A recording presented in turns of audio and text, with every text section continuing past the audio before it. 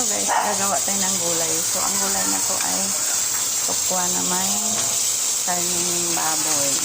So, ginisa ko na yung bawang. So, sa Chinese, nila gumagamit ng sibuyas. Optional lang ang sibuyas, pero priority ang bawang. So, wala akong oras maghiwa ng sibuyas guys. So, bawang na muna. Tapos, ilagay na natin ang cilantro at saka red bell pepper. Kunti lang kasi pampabango lang naman yun.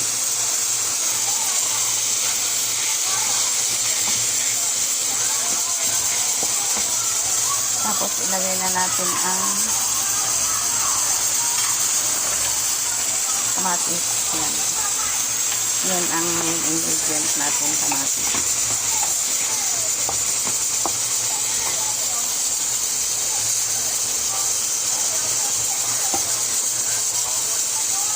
Tapos, lagyan na natin ng paminta guys. Kunting paminta. Kunting dark soy sauce. So, dark soy sauce kasi gusto ko lang siya ma-dark ng kunti. Pero hindi siya maalat. Tapos, lagyan natin ng kunting oyster sauce. So, yun siya na guys. Wala tayo sa tamang organization. Lahat na madali. Tapos, lagyan na natin ng kunting magic sarap. So, laging present ang magic sarap. Kasi ang magic sarap ay talaga naman masarap ang gala. Minsan, gumagamit ako ng cube. Kapag sabaw. So, gulay to. So, magic sarap. So, ilagay ko na ang tokwa. Tokwa or tofu. Nalagay na natin. Tapos, ang mushroom pa pala guys. Matagal din maluto ang mushroom, diba? So, pero, mga Japanese, kinakain niya na sandali lang pakuluan. Pero, Pilipino tayo. So, pakuluan natin. So, itong gulay na to guys, kunti lang ang sabaw niya. Tapos, kunti pa nating asin. Wala pa tayong asin.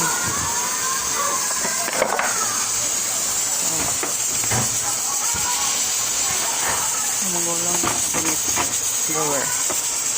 So, kuha tayo ng kunting asin. Kunti lang. Kasi, maalat yung asin guys kapag matagal ng kulo. So, bawal ang maalat kasi may elderly dito. Tapos, yan, pakuluin natin guys. Tapos, ang ending nito, ilagay ang beaten egg. So, ito na yung beaten egg ko. Yan. Mamaya na yun sa ending. So, lutuin ko muna to. Takpan natin. Kasi para maluto agad.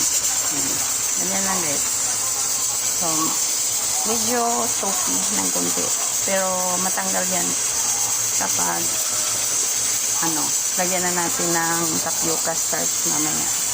Combination ng 1:1. 1 tablespoon, 1 teaspoon na tapioca starch at 1 teaspoon na cornstarch. So, tapos ang ending ito. Yan, tapos tikman kung anong kulang. So, pwede yung dagdagan sa huli nito. So, yun. Pagpili na sa inyo. Thank you so much guys for watching.